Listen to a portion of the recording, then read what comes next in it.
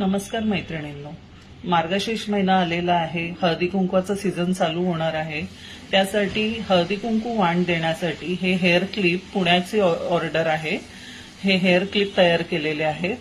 हे क्लिप याला क्लिप मागे असे आहेत, गुलाब, ऑर्चिड आणि चाफा असं तयार करण्यात आले. तसं हे हेअर कोम आहेत. हे केसात घातल्यावर गजरासारखं लुक येतं. तसंच ऑर्चिडचं हेअर कोम आहे, 3 फुलांचं हेअर कोम आहे.